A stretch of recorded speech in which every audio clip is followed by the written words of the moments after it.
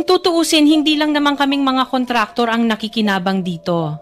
Marami din sa inyo, mga politiko, ang nagpapataba ng bulsa sa pangungurakot. Ang totoo, may hati-hati yan mula sa pinakamataas hanggang sa mga nasa gilid lang ng sistema. Huwag nyo kaming gawing panakipbutas kasi kung babalikan ang lahat ng transaksyon, makikita ninyong mas malaki pa ang napupunta sa inyo kaysa sa amin. Lahat tayo alam ang laro, pero pag nahuhuli, kami lang ang tinuturo at pinarurusahan.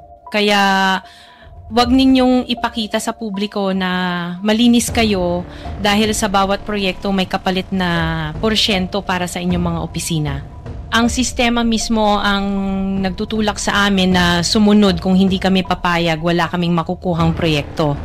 Pero sa likod niyan, kayo rin ang pinakaunang nagdidikta kung magkano ang dapat itabi para sa inyo. Kaya kung talagang seryoso kayong mag-imbestiga, wag lang kaming kontraktor ang sisihin. Tingnan ninyo rin ang mga pangalan na nakaupo ngayon sa mga komite, sa mga ahensya, at lalo na sa mismong mga nagpapalakad ng gobyerno. Dahil sa totoo lang, pare-pareho tayong nasa iisang lamesa, iba-iba lang ang laki ng parte na nakukuha.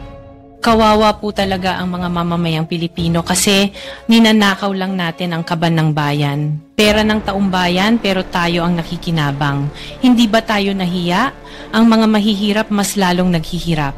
Kaya tama na ang pangungurakot natin.